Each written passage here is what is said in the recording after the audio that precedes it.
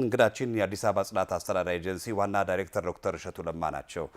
እንኳን ደህና መጡ፣ እንኳን አደረሶት። እንኳን ደህና ቆያችን፣ እንኳን አብሮ አደረሰን። ቆሻሻ ለይታም ይከብዳል፣ ለጤናም ጠንቅ ነው። ይህን ህብረተሰቡ ያውቃል። አሁን የአዲስ አበባ ከተማ አስተዳደር በዚህ ደረጃ በተለይ እርሶ የሚመሩት ተቋም ትልቅ ስራ እየከናወነ ነው። ይህን በአይናችን በየደቂቃው በየቦታው የምናየው እውነት ነው። ይህ ተጠናክሮ እንደሚቀጥል ሁሉም የሚተማመንበት ነው። ከዚህ ጥቅል ቆሻሻን ከማስወገድና ቆሻሻን ከመጸየፍ አንጻር ባህላችን ምኑ ጋር ደርሷል የሚለው ሲከሱ እንነሳ። በጣም አመሰግናለሁ። እንግዲህ ደረቅ ቆሻሻ በአግባቡ የሚያዝ ከሆነ ሀብት ነው ብለን ነው የምናስበው።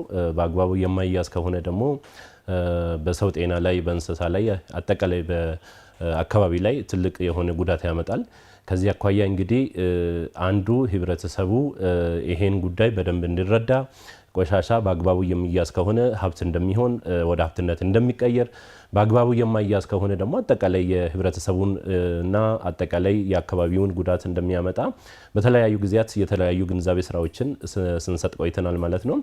በዚህ ረገድ እንግዲህ አብዛኛው የህብረተሰብ ክፍል በሚባልበት ደረጃ ግንዛቤ እንዳላቸው ማንሳት ይቻላል ማለት ነው። እንግዲህ አንዳንድ ጥናቶችም ጭምር አምና አዲስ አበባ ዩኒቨርሲቲ አስጠንተናል። አብዛኛው የከተማችን ህብረተሰብ ወደ 94% የሚሆነው አጠቃላይ ደረቅ ቆሻሻ ጋር የሚገናኙ ጉዳዮችን ግንዛቤ እንዳላቸው የተረዳንበት ሁኔታዎች አሉ። ግንዛቤ ማግኘት ብቻ ደግሞ በቂ አይደለም። ያንን ያገኙትን ግንዛቤ ደግሞ ወደ ስራ መቀየር አካባቢ ችግሮች አሉ ማለት ነው። እንግዲህ በተለይ በለውጡ ወዲህ በርካታ ከዚህ ጋር የተገናኙ ስራዎች እንደ መንግስት የሰራን መሆኑ ይታወቃል። እንግዲህ ህብረተሰቡ ባለቤት እንዲሆን፣ ህብረተሰቡ ጽዳትን ባህል አድርጎ እንዲያከናውን ከማድረግ አኳያ በርካታ ስራዎች ተሰርቷል። ለዚህም ከጊዜ ወደ ጊዜ እየተሻሻሉ የመጡ ጉዳዮች አሉ። ግን ጥቂት የሚባሉ ግለሰቦችና በተለይ ተቋማት አካባቢ አሁንም መስተካከል የሚገባቸው ጉዳዮች እንዳሉ ያየንበትና የተገነዘብንበት አጠቃላይ ጥናቶችም ጭምር የሚገልጹበት ሁኔታዎች አሉ ማለት ነው። አሁንም ከተማችን ላይ አብዛኛው እንግዲህ በተለይ ንቅናቄ በየሳምንቱ ቅዳሜ እናደርጋለን። ህብረተሰባችን አካባቢውን ማጽዳት ላይ፣ ብሎኮችን ሞዴል ማድረግ ላይ፣ ወረዳዎችን ሞዴል ማድረግ፣ አጠቃላይ ከተማውን ጽዱ ከማድረግ አኳያ ይሳተፋሉ በተለያዩ አጋጣሚ። ነገር ግን ጥቂት የሚባሉ ግለሰቦች ደግሞ አሁንም ዋና መንገዶች ላይ በጣም ከተጸዱ በኋላ መልሶ የሚጠቀሙ ነገሮችን መልሶ የሚጥሉበት ሁኔታዎች አሉ። ተቋማትም እንግዲህ በአንድ በኩል ንግድ ቤቶች በተለይ ለራሳቸው እየነገዱ ትርፍ እያገኙ ከዛ በኋላ ደግሞ ያመረቱትን ቆሻሻ ደግሞ አውጥቶ ወደ ውጭ የሚጥሉበት አጋጣሚዎች አሉ ማለት ነው። በተለይ ይሄ እንግዲህ ወደ ኢንዱስትሪ አካባቢም እንደዚሁም ደግሞ ንግድ ቤቶች አካባቢ በርካታ በሚባልበት ደረጃ ላይ አሁንም ጭምር ቆሻሻ ወደ ውጪ አውጥተው ያመጣል ጉዳዮች አሉ። ግለሰቦችም ቢሆን እንግዲህ በየቦታው በተወሰነ መልኩ ደስትቢኖችን አስቀምጠናል በየመንገድ ዳር። ይሄ በዋናነት ህብረተሰቡ በየመንገዱ ሲሄድ የሚያመነጨውን ቆሻሻ እዛ ደስትቢን ውስጥ እንዲያስቀምጥ ነው የምንፈልገው ማለት ነው። ደስትቢኑ እንኳን ባይኖር ኪሱ ውስጥ ወይ በእጁ ይዞ ቦታው ጋር ሲደርስ ያንን ነገር መጣል መቻል አለበትና አሁን በግደለሽነት ሶፍቶችን የበሉ ነገሮችንም ተረፈ ምርቶችን በሙሉ ወደ ውጪ የሚጥሉበት አጋጣሚዎች አሉ። ግንባታ አካባቢም እንደዚሁ ከግንባታዎችን ካከናወኑ በኋላ የሚተርፉ የግንባታ ምርቶችም ጭምር እዛው አጥርጥግ በየመንገዱ የሚተውበት ሁኔታዎች አሉ ማለት ነው። ይህን እንግዲህ በአንድ በኩል ግንዛቤ አሁንም እየሰጠን እንዳለን፣ ሰሞኑን በዓል ጋር ተያይዘው በርካታ የግንዛቤ ስራዎችን ሰርተናል። በሌላ በኩል ደግሞ ደንብ ስላለ ያንን ደንብ ተግባራዊ እያደረጉ መሄድ በጣም አስፈላጊ ነው። ነገር ግን አጠቃላይ ከባህል አኳያ ስናይ ከጊዜ ወደ ጊዜ እየተሻሻሉ የመጡ ሁኔታዎች አሉ። የሚቀሩ ጉዳዮችም እንዳሉ መወሰድ ይቻላል ማለት ነው። መልካም ነው። እንግዲህ ከአዲስ አበባ አሁን ከተያዘችው የኮሪደር ልማት ደረጃ ጋር በዛ ልክ የሚመጥን የቆሻሻ አወጋገድ ስርዓት መኖር እንዳለበት ይታመናል።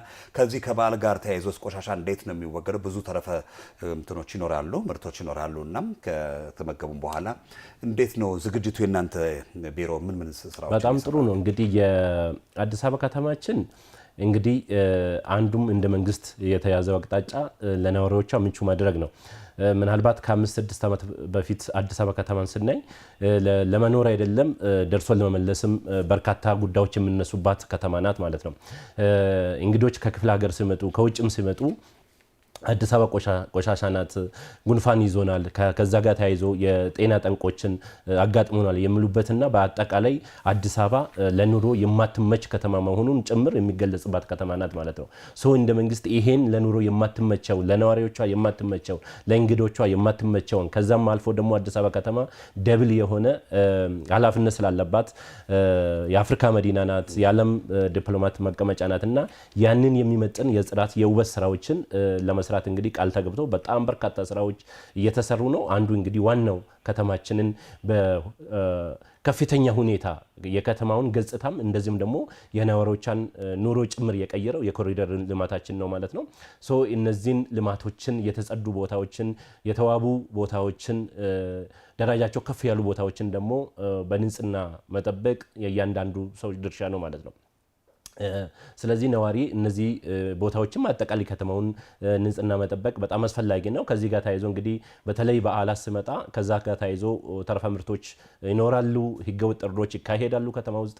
ይሄን ታሳቢ ያደረገ ሳምንቱን በሙሉ የንቅናቄ ስራዎች ሰርተናል። ይሄን የንቅናቄ ስራዎች በዋናነት ከደንብ ማስከበር እና ከሌሎች ተቋማት የሚመለከታቸው ተቋማት ጋር በቅንጅት ነው ስንሰራ ይከረም ነው። በየሰው ቤትም አንድ በአንድ የሄድ ግንዛቤ የመስጠት ስራዎች ሰርተናል። ምክንያቱም ህብረተሰቡ የሚያመነጨውን ተረፈ ምርቶች ቆሻሻዎችን በአግባቡ ቤት ውስጥ ነው መያዝ መቻል አለበት፣ ወደ ውጭ መውጣት መቻል የለበትም። ከተቻለ ደግሞ ለይቶ ነው ማስቀመጥ መቻል አለበት። ለይቶ የሚቀመጥ ከሆነ ደረቅ ቆሻሻ ሀብት ነው ብለን እየሰራ ስለሆነ በዛ ልክ ወደ ሀብትነት ከመቀየር አኳያ ትልቅ ፋይዳ ስላለው ህብረተሰቡ ለይቶ ማስቀመጥ መቻል አለባቸው። እዛው ቤታቸው ውስጥ ነው ማስቀመጥ መቻል አለባቸው። ወደ ውጭ መጣል የለባቸውም። ወደ ውጭ የሚጥሉ አካላት እንኳን ቢኖር መገሰጽ ማስተማር መቻል አለባቸው ማለት ነው።